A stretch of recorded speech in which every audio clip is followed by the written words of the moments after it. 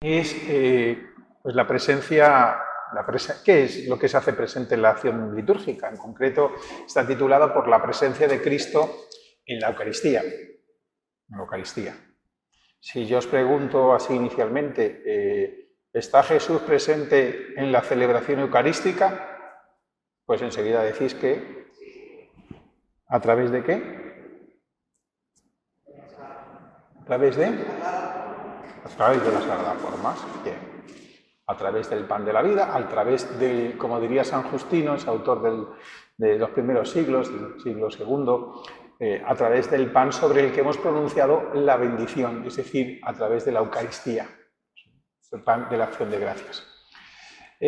Ratzinger, no el Papa Benedicto, aunque cuando se publicó este libro sí que era el Papa Benedicto, pero era más bien el teólogo o el cardenal Ratzinger, en un libro titulado El espíritu de la liturgia, una introducción, era un libro que de alguna manera conmemoraba, un libro importante dentro del movimiento litúrgico, es decir, del movimiento que a finales del siglo XIX pues puso un poco en marcha la revitalización de la pastoral litúrgica y de la espiritualidad liturgia en la iglesia, pues haciendo una, digámoslo así, una relectura de este libro, pues proponía para finales del siglo XX, principios del siglo XXI, pues volvernos a preguntar sobre los principios elementales.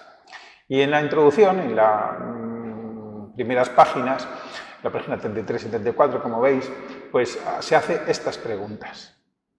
¿Qué es la liturgia? ¿Con qué tipo de realidad nos encontramos en la liturgia? ¿Y qué ocurre en ella?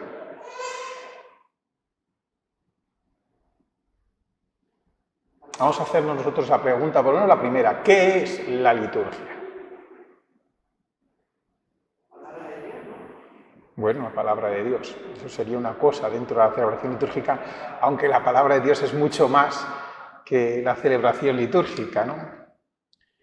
Bien. Y pues continuaba diciendo, pues hace un siglo, se refería, por lo tanto, al espíritu de la liturgia, está Romano Guardini, el espíritu de la liturgia, bueno, pues en el capítulo 5, este hombre, este teólogo, pues comparaba la liturgia con el juego. Es curioso, ¿eh? La liturgia y el juego tienen una misma realidad. ¿Qué es la liturgia? Pues así, desde el punto de vista fenomenológico, antropológico, un juego. ¿Por qué? Porque ambos construyen un mundo propio. Ambos carecen de una finalidad práctica. ¿Para qué vamos a misa? Pues no vamos a misa para ganar más dinero, ni para ser más saludables. Aspecto curativo y liberador. Bueno, la misa nos libera, nos quita lo que tenemos en la cabeza, nos hace abstraernos, qué bien nos viene venir a misa en tantas y tantas ocasiones, y el juego también. Jugar al mus, ¿no? Aquel que decía, ¿cuánto me gusta perder al mus? Y alguno le dijo, y ganar, dice, uy, eso tiene que ser. Bien, es otro oasis, un tiempo para la libertad, un tiempo para algo que uno da gratuitamente. Por lo tanto, nos evadimos, como toda fiesta y como el juego, de la carga de la vida cotidiana, y también nos introduce a la vida. Hace muchísimos años los niños jugábamos pues, en las calles, saltando, llevando cosas pesadas a lo mejor, saltando unos encima de otros, y ahora los niños están constantemente jugando con los aparatitos, dichosos aparatitos, y con los teléfonos, y discuten los hermanos porque les toca el teléfono uno con el otro y cosas de estas. Ahora mira que me ha dejado el teléfono, pero mírala que no me deja el teléfono, cosas de estas, ¿no? Y con los ordenadores. ¿Y qué es lo que está ocurriendo? Que en realidad se les está preparando para la vida. Bueno, pero Ratzinger daba un paso más y decía, pero esto no solamente no es totalmente válido, porque si solamente jugar construyese esto, entonces daría igual a qué se juega, pero no. Los niños discuten y hablan mucho tiempo sobre ¿a qué jugamos? Porque no todo tipo de juego vale, cada juego tiene unas reglas específicas, unos esquemas, unas normas y por lo tanto también una finalidad. No solamente nos recrean, sino también está en cómo nos recrean y cómo alcanzamos esa libertad. Bien, pues aquí está el tema de la liturgia. ¿Qué es la liturgia? En su naturaleza más íntima.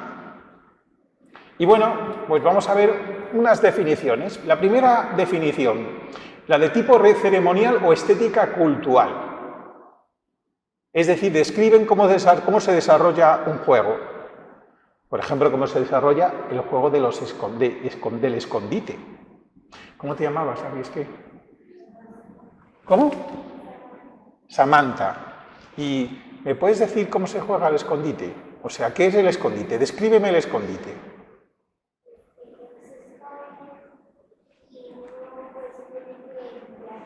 Claro, uno se esconde y otro va buscándolos. Bueno, es una descripción del juego. Pues hay una serie de definiciones de liturgia que describen el juego, describen qué es la liturgia. ¿Qué son las definiciones? No he puesto ninguna, podría haber buscado alguna para ponerla, pero no lo he puesto. ¿Qué son las definiciones del diccionario, por ejemplo, de la Real Academia de la Lengua Española? Si uno mira esto, dice el culto de la Iglesia y no sé qué, los ritos, el conjunto de ceremonias. De hecho, es el significado común. Si yo os pregunto, ¿qué es la liturgia? Pues enseguida decís, pues la misa, lo que se hace en ella, los ritos, que ahora viene el acto penitencial, luego viene... ¿Sí o no? Sí, eso es. Entonces, entendemos la liturgia como un rito. Y como un rito lo podemos comparar, por ejemplo, con el toreo. No sé si ahora es, ¿cómo se llama? Es esto, como se dice, muy políticamente correcto. Pero bueno, es decir, pues primero está el paseillo, luego no sé qué, luego llegan los regenadores, luego llegan los picadores, luego llegan las banderillas. Entonces, un rito. Y de hecho... es la que se utiliza esta definición pues, en la gran mayoría del lenguaje común y de los lenguajes periodísticos. Por el rito de comienzo de las Olimpiadas. El rito de, ¿cómo se llama? Cuando en Estados Unidos juegan esta final, ¿cómo se llama? La de rugby americano, no me acuerdo cómo se llama esto. Bueno, pues también tiene un rito, entonces pues sale una chica y canta, un chico y baila, pues yo qué sé, y van teniendo un rito, se va desarrollando el rito. Y entonces dicen, la liturgia de las Olimpiadas, la liturgia de... Pero claro, nosotros que venimos a misa decimos, eso no es liturgia. Lo vemos, ¿no? Son definiciones muy deficientes y fueron tan deficientes que el Papa Pío XII en la Mediator Dei dijo, esto feo, no me gusta. Vamos, lo dijo el Papa, sino lo dijo un poco la Iglesia. Y luego hay otra visión, una visión que muchas veces tenemos de la liturgia. Y sobre todo tenemos mucho los curas. Es una visión clerical, pero no solo, también los fieles. Que es las definiciones de tipo jurídicas o canónicas. Definen las normas del juego. A que en el escondite hay normas del juego. Hay normas, hay leyes, ¿no? Y si yo me las salto, ¿qué ocurre? ¿Qué? Bueno, evidentemente, si yo me salto las normas del juego, no juego, pero si me salto las normas del juego, soy un tramposo. Hago trampas. Haces trampas al parchís. Mira que es difícil hacer trampas al parchís, pues hay gente que hace trampas al parchís. Hay unas normas, describimos las normas del juego, pues esto. ¿Qué es la liturgia? Pues algo que está arreglado, algo que tiene normas. Entonces se centran en la liturgia como un culto social y público, lo que aparece externamente, que está, ¿quién da las normas? La autoridad eclesiástica competente. Desde el Papa Sixto V hay una congregación de ritos en Roma que se encarga de velar por la unidad y el que no se descomponga el rito romano. Y eso sigue hasta ahora, de una manera o de otra, con mayor papel de las traducciones, de las conferencias episcopales, bien. Hay unas normas. El Concilio Vaticano II dice: nadie, ni el sacerdote, añada o quita algo de la misa. No se le ocurra a nadie esto. Hay una cosa hecha, pues vamos a ello. Bueno, pues está bien. Porque la celebración litúrgica es algo que se nos ha dado.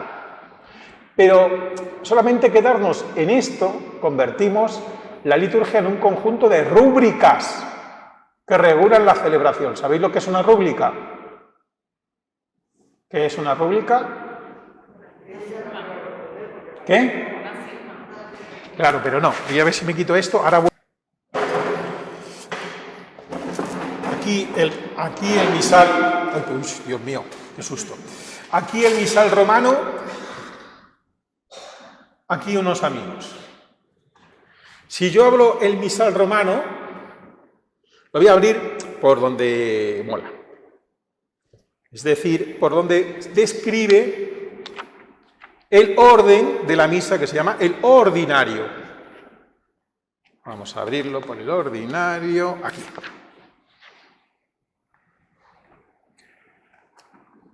Aquí veis que hay letras, ¿no?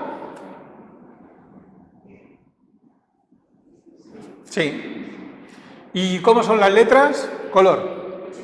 Samantha, color. Ya muy chiquititas, sí, pero porque estáis lejos. Samantha, color.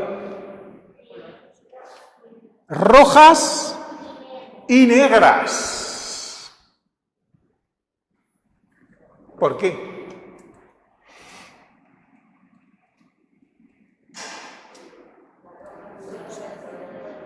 No.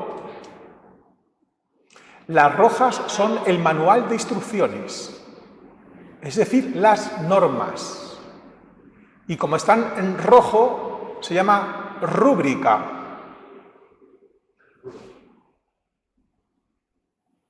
Lo rojo son las normas. ¿Cómo se hace el rito? Si nos vamos, por ejemplo, al Jueves Santo, la parte final del Jueves Santo, prácticamente todo rojo. El comienzo de la visita pascual, prácticamente todo rojo, porque hay unas normas que hay que leérselas. ¿Cómo se desarrolla el rito? ¿Y lo negro? Pues lo negro, en este misal, son principalmente, hay también municiones, pero principalmente las oraciones. Bueno, no vamos a continuar, es una cosa muy bonita de historia de la liturgia, que al comienzo los libros litúrgicos no tenían rúbrica, es decir, no tenían cómo se hacían las cosas. Entonces, ¿cómo se hacían las cosas? Fijándose, un sacerdote se fijaba del otro, y otro del otro, y otro del otro, y los fieles también. Entonces se transmitían. Las rúbricas tienen un contenido oral, pero ya están por escrito. Entonces, una visión reduccionista. Lo permitido es la liturgia, es decir, ¿qué es lo litúrgico?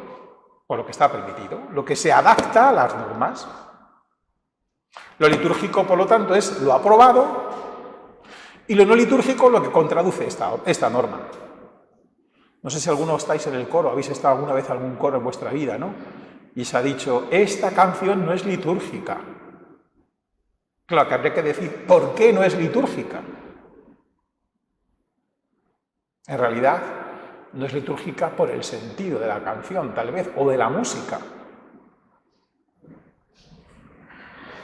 Pero no está diciendo, está prohibido cantar, yo qué sé, danos un corazón grande para amar. No sé si litúrgico o no litúrgico, no voy a meter con los cantos. Bien, esto es así, es verdad, la liturgia es también lo que es aprobado.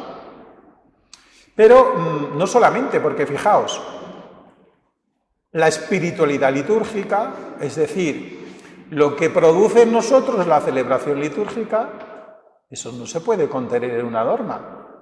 Ahora mismo todo el mundo, cuando se alce la sagrada forma, tiene que llorar. ¿A qué no? A lo mejor alguno llora y a lo mejor otro no. Digo lo que se siente, lo que se experimenta, la espiritualidad, cómo nutrimos nuestra vida de la liturgia, eso no solamente son las normas. Entonces hay que dar un paso más, ¿me estáis pillando la idea? Para ver el juego. Es ir a las definiciones teológicas que quieren definir la liturgia en relación con Dios trino y uno, la salvación y la Iglesia. Es decir, la naturaleza del juego en sí. ¿Por qué juegas al escondite? Porque te lo pasas muy bien con tus amigos. Y entonces juego porque me lo paso muy bien, pues haciendo las escondidas, y le voy a hacer además travesuras al otro, y eso pues está bien. Entonces vamos a definir el juego en sí. Bueno, aquí voy a presentar 4 definiciones, pero solamente me voy a leer dos. Bedouin. Bedouin es interesante, es un benedictino, pero antes de ser benedictino fue un cura obrero.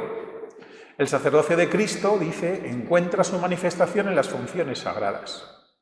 La liturgia es toda la obra sacerdotal de la jerarquía visible. Bien, es interesante ya porque habla de que en la liturgia hay un carácter sacerdotal. Ahora, ¿qué os parece esta definición? ¿La estáis entendiendo? ¿Lo entendéis lo que dice? No lo entendéis. Bien, el sacerdocio de Cristo. Cristo es sacerdote, dice en la carta a los hebreos, ¿no? ¿Por qué? Porque se ofrece a sí mismo. Él es la víctima y el sacerdote. ¿Y dónde se ofrece? En la cruz, que es el mismo. Sacerdote, víctima y altar. Se ofrece. El sacerdote, en la antigua alianza, en las religiones, son los que ofrecen sacrificios o los que ofrecen ofrendas para que Dios perdone los pecados, otorga la bendición. Pues Jesucristo igual, hay un sacerdocio de Jesucristo. Entonces el sacerdocio de Jesucristo, es decir, su ofrenda a Dios Padre por la salvación de todos los hombres. No decimos que la misa es un sacrificio. Pues esa idea, pues es la liturgia. Y dice, la liturgia es toda la obra sacerdotal de Cristo, pero cuidado, dice, de la jerarquía de la Iglesia. ¿Creéis que la liturgia es de los curas? No.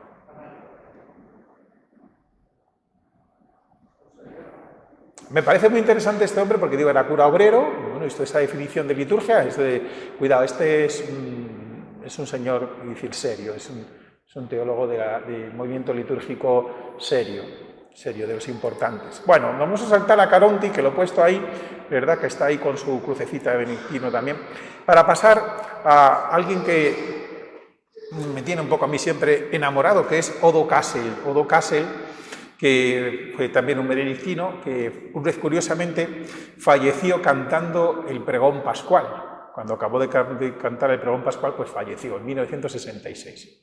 Este hombre dice, la liturgia es la acción ritual, ¿se entiende de momento?, de la obra salvífica de Cristo. ¿Lo entendéis? O sea, la presencia bajo el velo de los signos, de los sacramentos, decíamos, de la palabra de Dios, es el misterio de Cristo y de la Iglesia en su expresión cultural. Lo que es la Iglesia, por misterio entendemos lo que es la Iglesia, la naturaleza de la Iglesia, divina y humana a la vez, en la expresión cultural. ¿Se entiende? Bien, todas estas definiciones, poner más, pues encuentran su eco y su resonancia en la encíclica Mediator Dei de Pío XII. Bueno, vamos a ver, por ejemplo, el número 4 de la Mediator Dei. Por tanto, en el transcurso de los siglos, el Divino Redentor quiso que la vida sacerdotal, por él iniciada, continuara en su cuerpo mortal, con sus oraciones y sacrificios, en el cuerpo místico que es la Iglesia. ¿Entendéis? Es decir, lo que Jesús hizo en el pasado, digámoslo así, lo que Jesús hizo para salvarnos, su sacrificio redentor, su vida sacerdotal, una vida entregada por la salvación de los hombres, decimos en el credo, por nosotros y por nuestra salvación bajo del cielo. Bueno, pues eso. Que continuara en la Iglesia. ¿A través de qué? A través de la liturgia. Bien, muy interesante. Número 32. El sacerdocio de Jesucristo se mantiene siempre activo en la sucesión de los tiempos, ya que la liturgia no es sino el ejercicio de este sacerdocio. ¿Se pilla la idea? De verdad.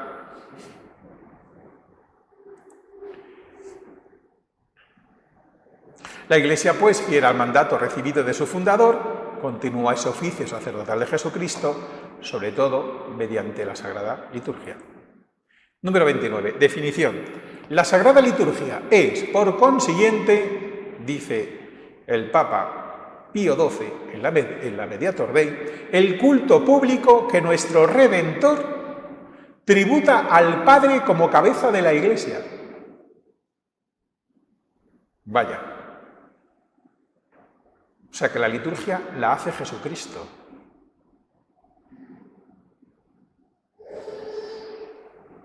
Por lo tanto, si es la obra de Jesucristo, ya no solamente son unas normas y unos cultos y unos ritos. ¿Se entiende? Es lo que Jesucristo hace para salvarnos. Dice la plegaria eucarística de la misa con niños, segunda, dice: recordamos ahora todo lo que Jesús hizo para salvarnos. Todo. En la misa. Ahora lo veremos. Y el que la sociedad de los fieles, la comunidad, tributa a su fundador, a Jesucristo, y al Espíritu Santo, claro, por medio de él al Eterno Padre, es decir, brevemente, el completo culto público del cuerpo místico de Jesucristo, la cabeza y sus miembros. Aquí Pío XII dice: la liturgia es lo que hace Jesucristo y también lo que nosotros hacemos con Jesucristo. Bueno, podría desarrollar más, de hecho se ha desarrollado mucho más. Bueno. Entonces, para afrontar y ver lo que es la liturgia y lo que hacemos en la celebración de la Eucaristía, tenemos que abordar la obra de nuestra salvación. Bien. Y para la obra de nuestra salvación, pues quiero presentaros una imagen.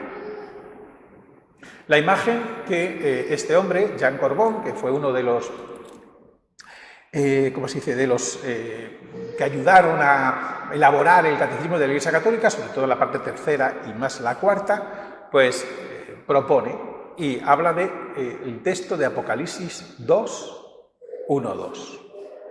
El ángel me mostró un río de agua de vida, reluciente como el cristal, que brotaba del trono de Dios y del Cordero. En medio de su plaza, a un lado y a otro del río, hay un árbol de la vida que da 12 frutos, uno cada mes.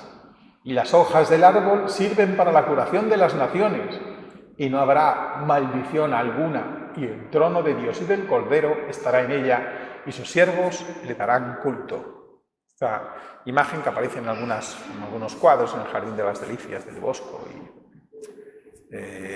Pues esto, el río de la vida que brota del trono del Dios y del Cordero.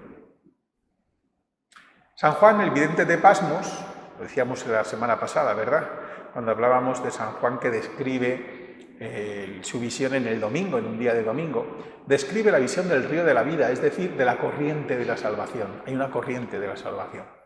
Esta corriente es teándrica, es decir, tiene su origen en el Dios uno y trino. El río de la vida nace del trono de Dios. Sigo. Dispuso Dios, dice el Concilio Vaticano II, en su Constitución de Divina Revelación, que es muy importante para todo esto, aunque no sé si lo vamos a analizar en profundidad. Dispuso Dios, en su sabiduría, revelarse a sí mismo. El origen de la vida, del río de la vida, lo tiene, está en Dios, que quiso mostrarse a sí mismo, dar a conocer el misterio de su voluntad, mediante el cual, ese misterio de su voluntad, los hombres, por medio de Cristo, del Verbo encarnado, tienen acceso al Padre en el Espíritu. Tenemos acceso al Padre a Dios Padre, porque Dios nos ha querido hablar principalmente en su Hijo Jesucristo, por el Espíritu. Y se hacen consortes de la naturaleza divina, el sacramento del bautismo. En consecuencia, por esta revelación, Dios invisible habla a los hombres como amigos, movidos en su gran amor, y mora con ellos para invitarlos a la comunión consigo y recibirlos en su compañía. La corriente que surge del trono de Dios y del Cordero es un río de vida.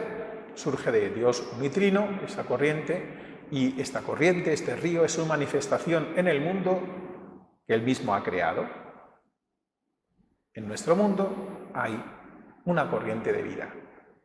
Está empapado todo el mundo, todo el cosmos, todo el universo de ese principio salvador, de esa corriente, de ese río de la vida. Solo a través del manantial del río de la vida, esto cuando el domingo que viene se abre de la Samaritana, pues os va a gustar. Solo a través de este manantial reluciente y transparente como el cristal podemos tener acceso al trono de Dios, es decir, el correr del río de la vida manifiesta lo invisible. Nadie conoce quién es el Padre, sino el Hijo y a quien el Hijo se lo quiere revelar. Si nos dejamos empapar por este manantial, dice Jean Corbon, nos convertimos en árboles de vida, esos árboles que hablaban y decían que no se iba su fruto, que daban vida. Jean Corbon con esta imagen nos ofrece la visión de la liturgia desde una noción de la historia de la salvación. El río de la vida es la historia que Dios hace con los hombres. Ese río del cual habla las primeras páginas del libro del Génesis, que estaba ya en el Espíritu sobre las aguas. Vais a hacer una lectura una relectura de las lecturas de la Vigilia Pascual en esta clave, y aparece el río de la vida del comienzo, aparece luego la historia del paso del Mar Rojo, aparece sacaréis aguas con gozos de la fuente de la salvación, la nueva creación. Bueno, desvelar lo que significa la Eucaristía, esa gran desconocida, es acercarnos a ella desde la historia de salvación que Dios hace con los hombres. Para entender lo que celebramos en la misa, tenemos que ser conscientes que estamos celebrando lo que Dios hace con los hombres. Lo que Dios hace con los hombres, todo lo que Dios hace con los hombres. Especialmente, ahora lo veremos, lo que ha hecho con Jesucristo. En esta historia dice, ¿ves esto? Sacrosanctum Concilium, Sacrosanctum Concilium, pero también, ¿cómo se dice? Dei Verbum 2. En esta historia, hechos y palabras están íntimamente unidos. Hechos y palabras. De hechos, signos y ritos. Y de palabras, oraciones, están compuesta la liturgia. ¿Se está entendiendo?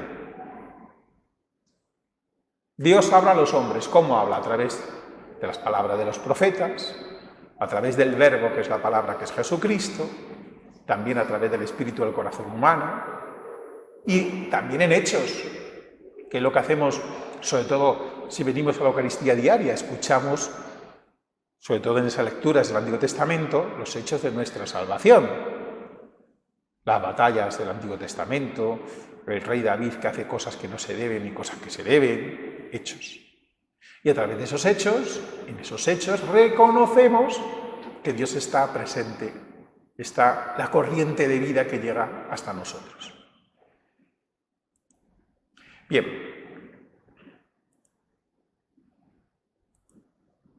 Concilio Ecuménico Vaticano II, número 5.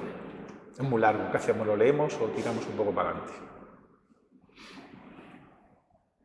El Concilio Vaticano II, pues lo que habla de esto mismo, Dice, primero, que Dios quiere salvar a todos los hombres.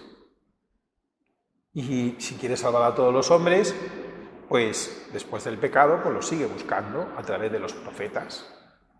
Cuando llegó el momento culminante de la historia, ¿qué es lo que hizo? Envió a su Hijo único, Jesucristo, que vino y evangelizó y curó a los pobres, como mediador entre Dios y los hombres, que su humanidad unida a la persona del Verbo fue instrumento de nuestra salvación. La carne de Jesús es la que nos salva.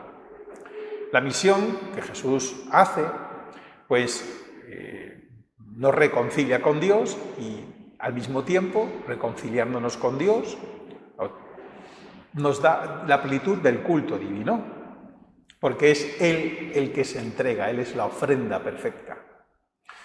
Esta misión se realiza por el misterio pascual. ¿Qué es el misterio pascual? La pasión, la resurrección de entre los muertos y la gloriosa ascensión, la ascensión y la gloria, si queréis. El misterio pascual y nuestra salvación. Dice, con su muerte destruyó nuestra muerte, con su resurrección restauró la vida. Pues del costado de Cristo, dormido en la cruz, nació el sacramento admirable de la Iglesia entera. ¿Se está entendiendo?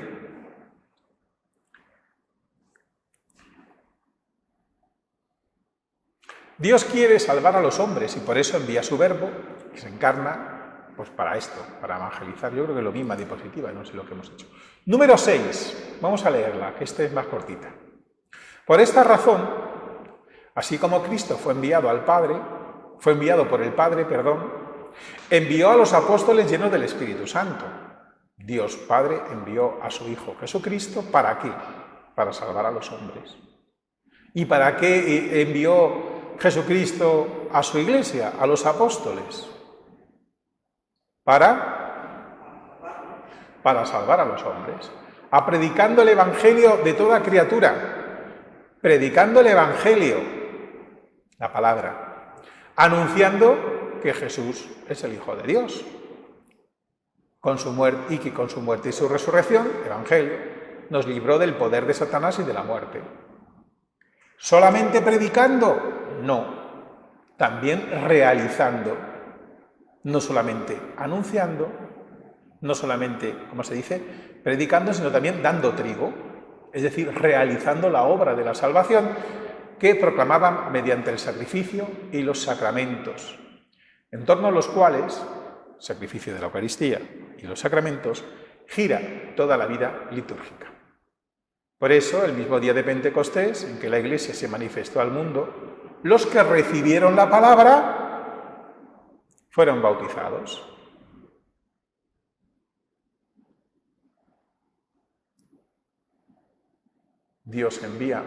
Jesús envía, al final del Evangelio, por ejemplo, de Mateo, envía a su iglesia, a sus apóstoles, a evangelizar, diría Lutero, sí, bautizando. También lo aceptaría Lutero, aunque daría mucha más importancia a la predicación del Evangelio, que luego efectivamente también se realiza en el bautismo. Pero la salvación, la audición ahí, la fe se produciría por esa audición. Nosotros decimos que esa fe, que esa audición se realiza necesariamente en el sacramento, no sé si me estoy explicando. Bien, desde entonces la Iglesia nunca ha dejado de reunirse para celebrar el misterio pascual, leyendo cuanto a él se refiere en la Sagrada Escritura, celebrando la Eucaristía en la cual se hacen de nuevo presente la victoria y el triunfo de la de su muerte. Se hace presente la victoria y el triunfo de su muerte en la Eucaristía. Y eso es el sacerdocio de Cristo. ¿Os acordáis de las primeras definiciones? Eran un poquito también eran no totales, ¿no? Dando gracias al mismo tiempo a Dios, al mismo tiempo la celebración de la Eucaristía es también dar gracias, en nuestro acto de culto, nuestro acto de glorificación a Dios, dando gracias al mismo tiempo a Dios por el don inefable en Cristo Jesús para alabar su gloria por la fuerza del Espíritu Santo. ¿Se entiende? ¿Tenéis algo que decir?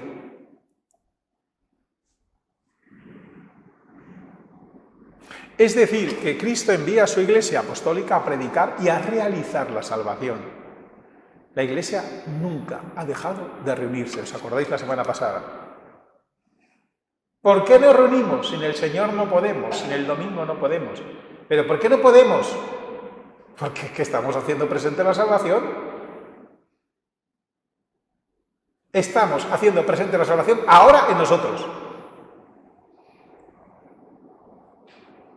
Entonces, se reúne para leer y escuchar cuanto a él se refiere en la Sagrada Escritura, celebrar la Eucaristía, dar gracias y alabar la gloria de Dios en y por el Espíritu Santo. Y en esto se hace presente la obra de la salvación. Y esto es lo fundamental, y esto cristaliza en este misal, que es la voluntad de la Iglesia actual, en la que todos nos vemos realizados.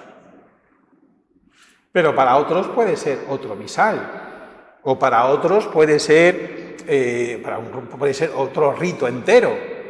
El rito no solamente es una celebración, el rito tiene también elementos de derecho canónico, de concepción del espacio, del tiempo, del arte, de las normas, de la tradición. Bueno, nos metemos en otros campos. Pero quiere decirse que lo importante de esto es que lo que estamos haciendo los cristianos cuando nos reunimos a celebrar es esto. Hacer presente la historia de nuestra salvación. ¿Os acordáis lo que decíamos el domingo pasado? El jueves pasado del domingo. La Iglesia, por una tradición apostólica que trae su origen del mismo día de la resurrección de Cristo, celebra el misterio pascual cada 8 días. Los fieles se reúnen para escuchar la palabra de Dios y participar en la Eucaristía. Recordar, pero se recuerda con la fuerza de hacer presente, de actualizar. Oración del Jueves Santo, cuando se ponen los dones en el altar. Oración de, creo que también es del Día del Corpus, pero sobre todo también me gusta a mí cogerla en el tiempo ordinario, en el segundo domingo. Vamos a ver si lo encuentro.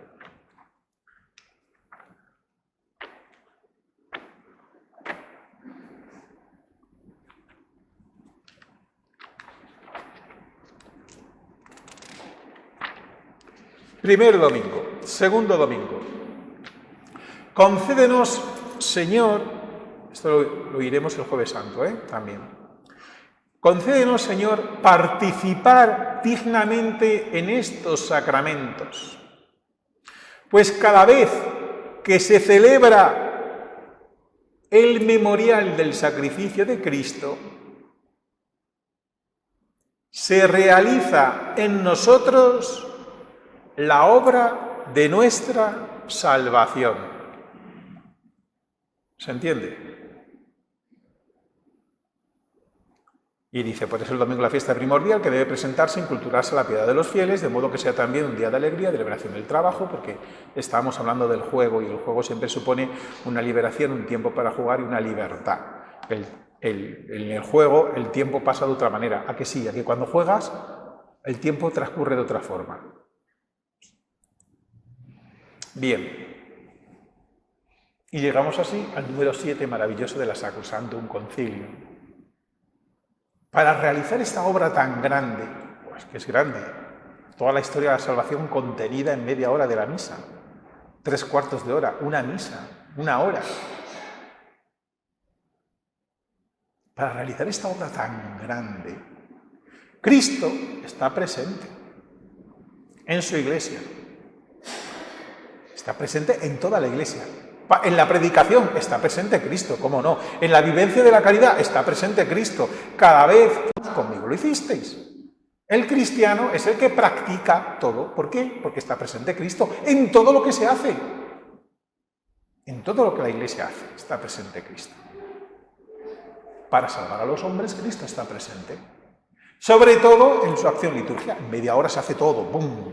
Y nos envían a predicar, nos envían a vivir en la evangelización para los demás, nos envía a llevar la caridad a los otros, a hacer un mundo más justo. Claro que sabemos muy bien lo que necesita el mundo como cristianos. Y los no cristianos yo creo que también. Pero más que no lo hacemos. Ya lo sabemos. Dejemos de ser un poco, abandonemos el ser un poco egoístas y ya verás cómo empieza el mundo a solucionarse. ¿Sí o no? ¿Sí o no? Solucionar las cosas es bien fácil. No lo hacemos. Pero en la Eucaristía se nos recuerda, y oye, cuidado, que es que Jesucristo entregó su vida en total generosidad para solucionar todo el mundo y toda la humanidad, para reconciliar consigo todo. Cristo está presente en el sacrificio de la misa. ¿En dónde? Decíamos. Y decíamos en el pan y el vino, sí, pero fijaos, en la persona del ministro, ofreciéndose ahora por el ministerio de los sacerdotes, el que entonces se ofreció en la cruz. ¿Os acordáis de las definiciones sacerdotales que hablaban del culto jerárquico de la Iglesia? Sea bajo las especies eucarísticas, está también con su fuerza en los sacramentos, de modo que cuando alguien bautiza es Cristo quien bautiza. Esto lo decía San Pablo de alguna manera y sobre todo San Agustín. Está presente en su palabra, la presencia de Cristo en la palabra. Pues cuando se lee en la Iglesia la Sagrada Escritura, es Él quien habla. Cuando escuchamos la palabra de Dios, Jesús nos está hablando. Dios nos está hablando. Y por eso decimos, palabra de Dios. En el rito hispano-mozárabe se dice amén. Es que no podemos decir nada más. Amén.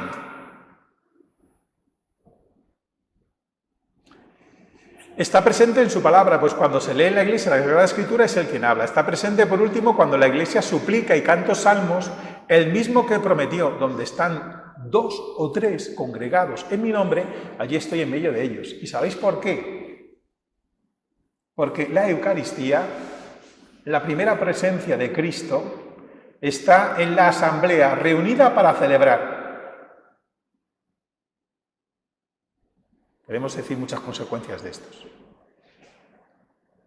Porque es, lo decía por ahí una de estas definiciones, creo que era la de don Oxadio Ducase, bueno, no era de la Mediator Dei, perdón,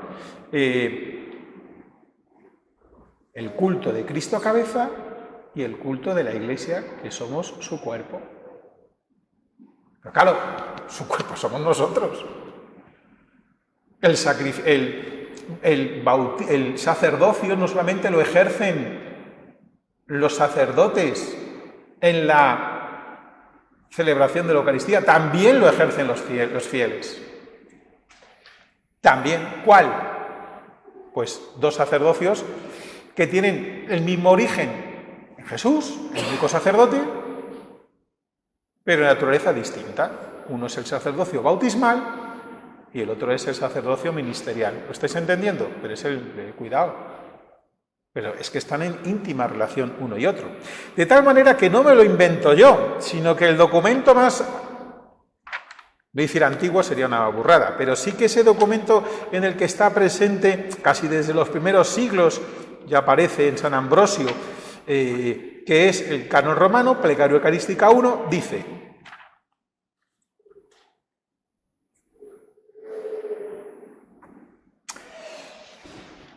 acuérdate, Señor, de tus hijos y de todos los aquí reunidos, cuya fe y entrega bien conoces. Os suena, ¿no?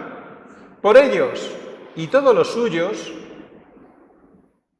por el perdón de sus pecados y la salvación que esperan, te ofrecemos. Y ellos mismos te ofrecen. Y ellos mismos te ofrecen. Porque no hay vida cristiana sin sacerdocio. Y no hay vida cristiana sin ofrenda de la vida de cada uno a Dios. Por eso cuando hace 3 años, por estas fechas, empezamos a estar confinados, aunque no veníamos a celebrar la Eucaristía todos juntos, aquí en la diócesis de Alcalá sí que pasó otras cosas, pero era muy difícil salir de casa, ¿os acordáis? Y todo aquello. Sí había liturgia. Porque seguíais ofreciéndoos en la intimidad de vuestros hogares por tantos y tantos sufrimientos. En la oración, ¿sí o no? Y porque existe eso podemos reconocer lo otro. Y porque existe lo otro podemos reconocer esto. Y nuestra vida se convierte en culto a Dios. ¿Por qué vamos a misa? Porque somos cristianos. Realmente en esta obra tan grande por la que Dios es perfectamente glorificado y los hombres santificados, Cristo asocia siempre consigo a su amadísima esposa, la Iglesia, que invoca a su Señor y por él tributa al Padre Eterno. Bien, vamos a santarnos. Si me da tiempo al final, porque me gustaría dejar un poquito de diálogo y tal, os hablo de la importancia de el Señor esté con vosotros. Dice, el Papa Francisco nos ha regalado una carta maravillosa que se llama Desiderio Desideravit sobre la formación litúrgica del pueblo de Dios. ¿Voy bien de tiempo o estoy ya muy rollo? ¿Voy bien de tiempo? Dice, Pedro y Juan, número 3, habían sido enviados a preparar lo necesario para comer la Pascua. Pero mirándolo bien, toda la creación, toda la historia, que finalmente estaba a punto de revelarse como historia de salvación, dijo, qué bonito. Toda la historia de los hombres en ese momento en el que Jesús va a entregar su vida anticipándolo en la última cena, se desvela que toda la historia de los hombres, toda la historia de los hombres es un cuento de amor de Dios con los hombres, un cuento que es una realidad, Pero mirándolo bien, toda la creación, toda la historia que finalmente estaba a punto de revelarse como historia de salvación, es una gran preparación de aquella cena. Pedro y los demás están en la mesa, inconscientes y sin embargo necesarios. Podemos estar en la celebración de la Eucaristía inconscientes, pero somos necesarios. Todo don, para ser tal, debe tener alguien dispuesto a recibirlo. Las disposiciones se nos hablarán la semana que viene de ellas. En este caso, la desproporción entre la inmensidad del don y la pequeñez de quien lo recibe es infinita y no puede dejar de sorprendernos. Sin embargo, por la misericordia del Señor, el don se confía a los apóstoles para que sea llevado a todos los hombres. Haced esto en conmemoración mía. Nadie se ganó el puesto en aquella cena, todos fueron invitados. O mejor dicho, atraídos por el deseo ardiente que Jesús tenía de comer la Pascua con ellos. Él sabe que es el Cordero de la Pascua, sabe que es la Pascua. Esta es la novedad absoluta de esta cena, la única y verdadera novedad de la historia. Esto es fuerte, Que hace que la cena sea única y por eso última, irrepetible. Sin embargo, su infinito deseo de restablecer esa comunión con nosotros, que era y sigue siendo su proyecto original, no se podrá saciar hasta que todo hombre de toda tribu, lengua, pueblo y nación haya comido su cuerpo y bebido su sangre. Por eso esa misma cena se hará presente en la celebración de la Eucaristía hasta su vuelta.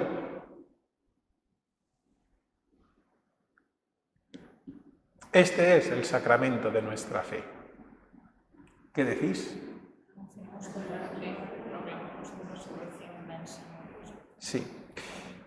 Proclamad el misterio de nuestra redención. ¿Qué decís? No es igual.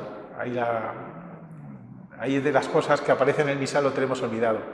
Cada vez que comemos de este pan y bebemos de este cáliz, anunciamos la muerte del Señor hasta que vuelvas. Este es el sacramento de nuestra fe. Anunciamos tu muerte. Proclamamos tu resurrección hasta que vuelvas, dice el latín. A ver, no hay que cambiar la traducción. Acordaos que la liturgia también es derecho. Pero ahí es una lástima que no lo hayamos cambiado todavía. Ven, Señor Jesús, ¿qué es eso? Ven, Señor Jesús. Está muy bien, pero no... Pero se entiende, yo creo que incluso peor. Es que se puso... Se cambió por un tema, decían, es que no lo entiende la gente. Bueno, no lo sé, el pueblo fiel no lo entiende. Pues no lo sé. Es muy fuerte porque es el relato de la institución de la Eucaristía de San Pablo.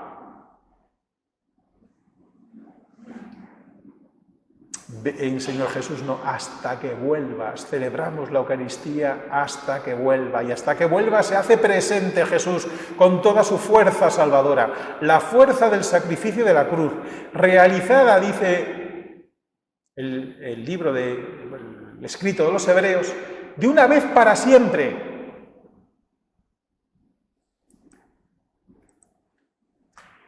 El contenido del pan partido es la cruz de Jesús, su sacrificio de obediencia amorosa al Padre. Y es lo que hacemos en memoria de cada Eucaristía. Y acordad lo que decíamos el año pasado, no sé ni cuándo, el jueves pasado, del Catecismo de la Iglesia Católica. ¿Os acordáis de aquel número? El número 1084, decíamos, el sacrificio pascual, la Pascua de Cristo, no puede quedar en el pasado, porque con su muerte dio muerte a nuestra muerte y con su resurrección nos dio a todos la vida. Por eso, el misterio pascual de Cristo está en el centro de la historia y atrae a todos a la vida. Y por eso, porque es una obra de Dios en Cristo que nos salva, se realiza, se hace presente, se actualiza cada vez que celebramos la Eucaristía. ¿Os acordáis de la oración que hemos hecho hace un rato? Cada vez que hacemos memoria del sacrificio de Cristo, se realiza en nosotros la obra de nuestra salvación. Bien, si hubiéramos llegado a Jerusalén, esto es muy interesante, después de Pentecostés, y hubiéramos sentido el deseo no solo de tener noticias de Jesús, de Nazaret, sino de volvernos a encontrarnos con Él, no habríamos tenido otra posibilidad que buscar a los suyos para escuchar sus palabras y sus gestos.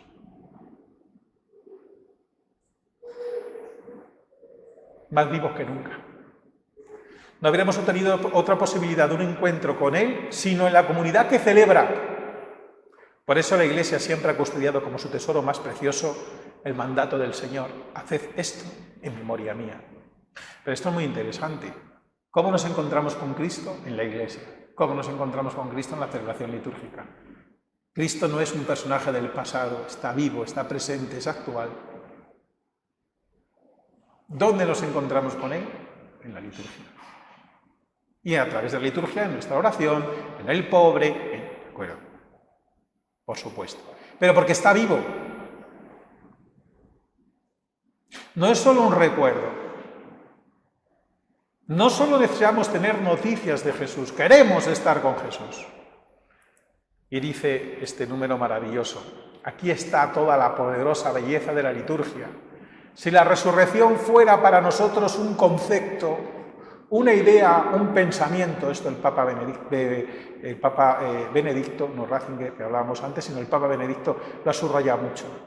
No se cree por una convicción moral ni por algo racional, sino por una vivencia, el encuentro con Cristo. Si la resurrección fuera para nosotros un concepto, una idea, un pensamiento, si el resucitado fuera para nosotros el mero recuerdo de otros tan autorizados como los apóstoles, si no se diera también la posibilidad de un verdadero encuentro con Él, la fe no vale. Si Cristo no ha resucitado y está vivo y nos podemos encontrar con Él, somos los más tontos de todos los hombres, lo dice San Pablo.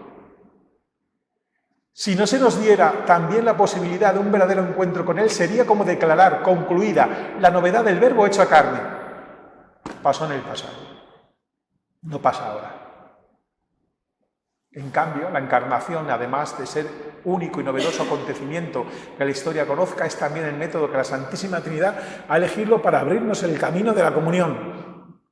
La fe cristiana o es encuentro vivo con Él o no es Él. Y esto de la encarnación es muy importante, porque recordamos, ¿te acuerdas de la plegaria eucarística segunda, de la misa con niños, Samantha? Qué rollo que te estoy echando. Todo lo que hizo por salvarnos lo recordamos.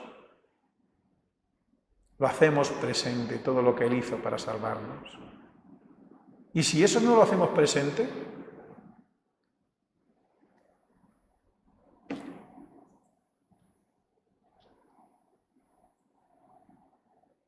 un acontecimiento del pasado, pues como tantos otros, pero no es que está en el centro.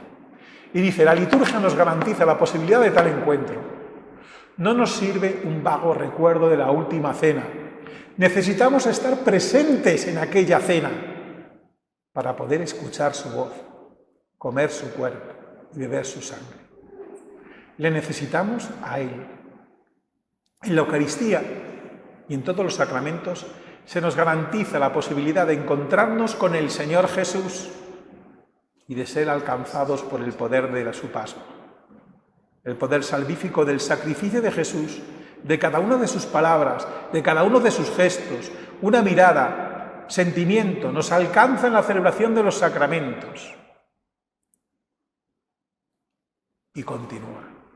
Yo soy Nicodemo, y la samaritana, y el endemoniado de Cafarnaúm, y el paralítico de la casa de Pedro, y la pecadora perdonada, y la hemorraísa, la hija de Jairo, el ciego de Jericó, Zaqueo y Lázaro, el ladrón y Pedro perdonados.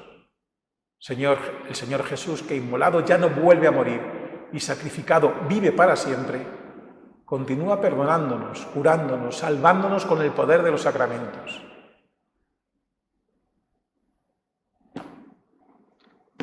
a través de la encarnación, dice San León Magno, lo que Jesús hizo a lo largo de su vida mortal para salvar a los hombres, lo que Él hizo para salvar a los hombres, todas sus acciones han pasado a sus misterios, han pasado a la celebración de la Iglesia. Cuando Él tocaba al ciego aquel, cuarto domingo, ciclo A o cuaresma catecumenal, aquel hizo barro con la saliva, eso ha pasado a la celebración de los misterios. A través de la encarnación, continúa salvándonos, curándonos, salvando el poder de los sacramentos. A través de la encarnación es el modo concreto por el que nos ama, es el modo con el que sacia esa sed de nosotros que ha celebrado en la cruz. Pues, no sé, contadme, no sé si nos hemos alargado muchos y pocos, y a lo mejor podemos dar un poco más la luz ahí, ahora que veamos así. ¿Una pregunta? Sí, cuando queráis podéis intervenir, comentar. En la Didache hay un pequeño texto que habla de cómo se celebra aquella primera liturgia. En la Didache se conserva, si mal no recuerdo ahora, unas oraciones de acción de gracias que dirían los apóstoles, los sucesores de los apóstoles, los obispos, o digamos así, el ministerio sacerdotal, en el que se da una acción de gracias por la historia de la salvación, por Jesucristo, y hay aquí teólogos que interpretan que son las muestras de lo que sería originariamente la plegaria eucarística, aunque hay otros que dicen que no. Lo que sí que está bien claro es que está en contexto litúrgico y, si se quiere, eucarístico, donde el testimonio más reglado, por así deciros, de la celebración litúrgica más antigua la ofrece San Justino. San Justino hace una descripción de pues San Justino creo que es el año también siglo II. Hace una descripción creo que es la Apología Segunda. La semana que viene os lo digo, porque estas cosas yo no tengo tanta buena memoria, hay algunos compañeros que sí que lo saben de memoria, pero yo no. Y hace una descripción de lo que es la misa, prácticamente como veríamos reconocido la estructura de la celebración nuestra, en el que hay un momento de escucha de la palabra de Dios, comentario incluso, y luego unas oraciones, y luego una acción de gracias, y sobre el pan y el vino. Bueno, esto es. Y señala muy bien San Justino que sobre el pan y el vino que se han pronunciado la acción de gracias, pues es Eucaristía, es la Eucaristía, o sea, no es pan y vino ordinario, es el cuerpo y la sangre del Señor, diríamos nosotros en nuestra terminología actual. Antes has lanzado una pregunta, nada retórica, pero muy entendible. ¿Creéis que la misa es una cosa del cura? Nadie ha dicho nada. No sé por qué, si les da vergüenza o qué, pero lo que captamos los curas es que da la impresión de que eso es lo que creen, ¿no? De que en muchos casos es como algo que hacen. Claro. Que yo asisto, yo soy espectador, yo me dejo llevar, yo me siento, escucho. Los bancos favorecen, los bancos puestos en batería favorecen eso mismo. No dice que vamos a cambiar los bancos o lo que sea, pero ahí está el tema, que hay muchas cosas en las que antes no era así, Los bancos son un invento muy moderno dentro de las iglesias. Seguramente, incluso a lo mejor a vuestras abuelas conocíais que ellos tenían, la que era más pudiente, tenía un reclinatorio. No os suena nunca eso, en las familias había reclinatorios. ¿Sabéis por qué, no? Porque no había bancos. Lo sabían también. Porque no había bancos. Y no se podía decir cosas de esto, pero bueno, no me quiero... Pero es muy importante, porque el domingo, después de hacer a lo mejor la comida para los hijos, os levantáis bien temprano, como hacían los primeros mayores, los señores de otra manera, lo que sea y tal. ¿Qué decís cuando vais a acercaros a la iglesia? Voy a oír misa. Voy a oír misa, voy a misa. Voy al cine, voy a misa, voy a oír misa. Voy a celebrar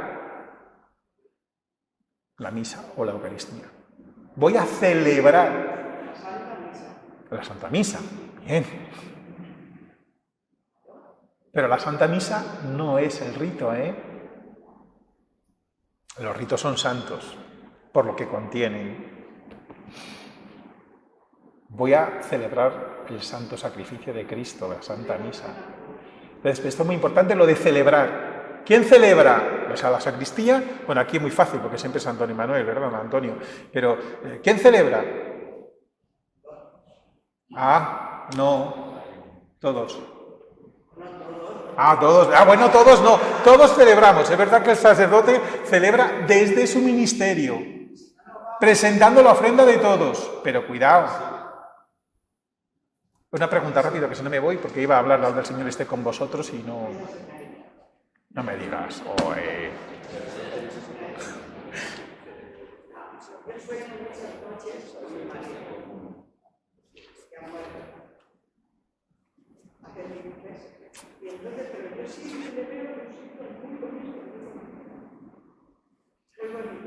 Pues disfruta de ese sueño.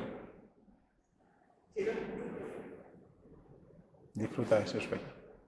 Lo veo siempre en un sitio que está fresco, como muy tranquilo, y está mi hijo y él. No veo a mis padres, pues veo a ellos. Bueno, porque cada uno ve un poquito, pues eso, a veces lo que uno tiene también en la psicología, en los momentos. Pero bueno, pensad, lleva esa misma, vamos, lleva esa imagen. Lleva esa imagen a la celebración de la Eucaristía, que yo creo que te puede ayudar. Y lleva también en eso la memoria de tus padres, porque fijaos, en la celebración de la Eucaristía recordamos a todos. Eso es muy importante, ¿eh? Esto es tan importante, fijaos que hoy no están los que te han pedido la misa que se pidiese por nuestro hermano José, ¿verdad? Pues ha habido un momento en el que casi me lo salto. Pero el que no hubiese nombrado yo a nuestro hermano José no hubiese implicado que la celebración de la Eucaristía no se le había hecho un recuerdo especial por él, porque era la intención de la comunidad cristiana, de la Iglesia, del sacerdote, que ellos mismos te ofrecen, pero yo te recuerdo. Acuérdate, Señor, de tus hijos, de los hijos que están vivos, evidentemente, estos son también los que han presentado. No sé si me estoy explicando.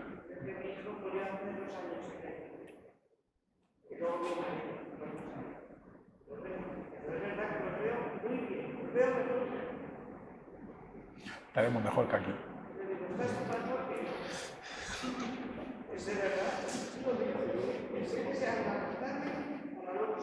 Es que bonito.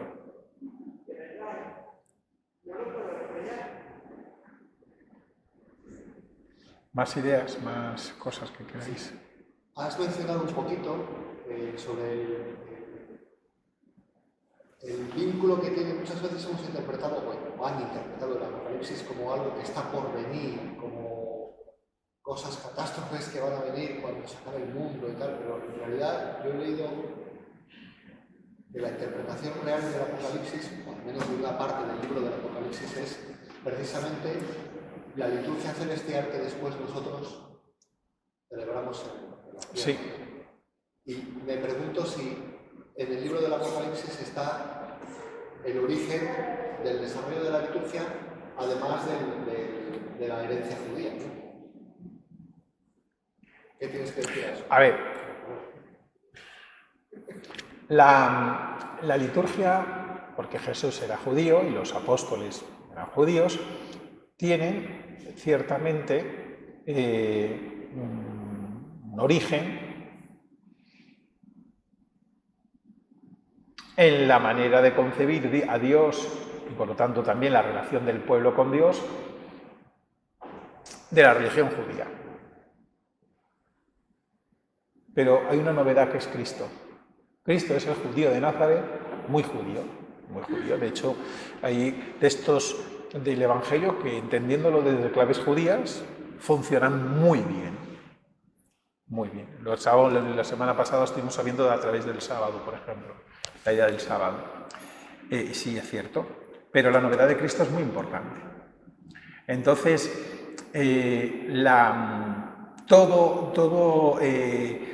todo lo que es la vivencia del encuentro con Cristo, que se puede llamar palabra de Dios en sentido amplio, no está solamente contenido en la Sagrada Escritura. La Sagrada Escritura, me refiero al Nuevo Testamento, está haciendo referencias. ¿Podemos decir que el libro del Apocalipsis es el más litúrgico de todos? No, pero en el libro del Apocalipsis hay liturgia, como también en las cartas de San Pablo y como también en los propios Evangelios. De hecho, el relato de la institución de la Eucaristía, ¿os acordáis del relato de la institución de la Eucaristía? Lo hacemos en la misa, ¿no? Estando sentando a la mesa con sus discípulos, tomó el pan, dijo una oración para bendecirte y darte gracias. Lo partió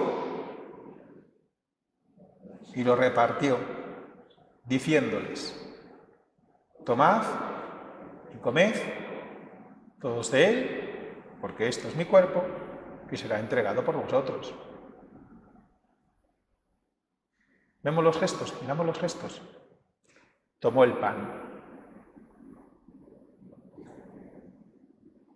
Dijo la acción de gracias. Lo partió. Eucaristía se llamaba en los primeros siglos la fracción del pan, acordaos de Maús, y lo repartió.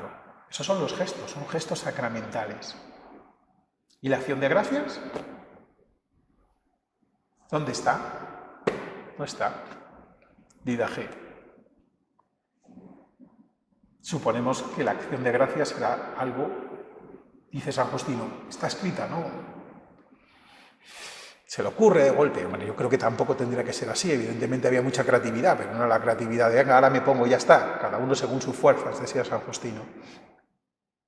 Pero era la acción de gracias. Se hacía acción de gracias. ¿Cómo se hacía? Pues como el judío lo hacía. En tantas y tantas ocasiones, cuando partía el pan, cuando daba gracias, en el seder, pero no solo en el seder, también en el día del sábado. Entonces, esos gestos y esas tradiciones litúrgicas están referidas, están recogidas, por supuesto, en el libro del Apocalipsis con mucha fuerza. Por eso el libro del Apocalipsis es un libro transformador, que sí que habla de las últimas realidades, porque el mundo no son las últimas realidades. Y la espiritualidad del Apocalipsis es muy importante para afrontar el mundo y el ser del cristiano en el mundo. Un libro de esperanza. Entonces sí habla del final, bueno, está hablando de la Nueva Jerusalén, a donde vamos y donde ya está aquí. Por eso un texto en el Apocalipsis muy interesante, que es cuando dice: llegó la boda del Cordero, su esposa se ha embellecido. Eso la Iglesia la recita en nuestra liturgia romana todos los domingos, menos el tiempo de Cuaresma, todos los domingos en las vísperas, en la oración del oficio divino, en la celebración de las vísperas. Y ahí no decimos: ven Señor Jesús, como decimos ahora en la traducción que estaba hablando yo otro, sino que decimos: llegó la boda del Cordero.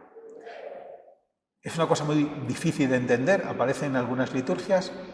En la celebración de la Eucaristía no solamente hacemos recuerdo de la obra de la salvación, de la creación y en la plenitud de Cristo, sino que también hacemos recuerdo del día último y definitivo. Por eso celebramos la Eucaristía con la Iglesia celeste. Y por eso recordamos, hacemos memoria de la bienaventurada Virgen María, de los santos y de los difuntos, a los que ahora todavía en este tiempo confiamos en su infinita misericordia. Se ha ido ya, Samantha era, ¿no? Se ha ido ya la niña, ¿verdad? Plegaria Eucarística, Misa con Niños 2. Es muy bonita la Plegaria Eucarística, Misa con Niños 2, la tres también, la 1.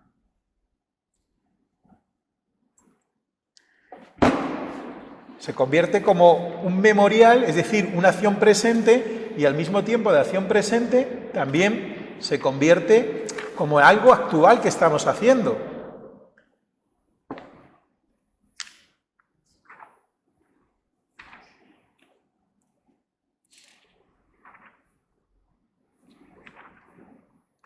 Y un día reúnenos cerca de ti, con María la Virgen, Madre de Dios y Madre nuestra, para celebrar en tu reino la gran fiesta del cielo. ¿Qué estamos haciendo ahora? Queridos niños, estamos celebrando la gran fiesta del cielo. ¿Dónde? Aquí en esta iglesia, en nuestro pueblo de Campo Real. Pero un día la celebraremos, ¿dónde? En tu reino. Pero ahora celebramos la fiesta del cielo, no otra. Entonces todos los amigos de Jesús, nuestro Señor, podremos cantarte sin fin.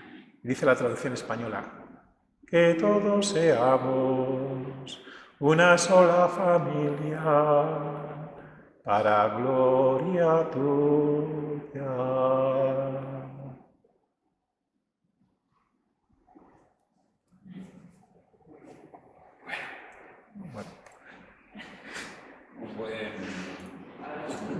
Una buena quinta.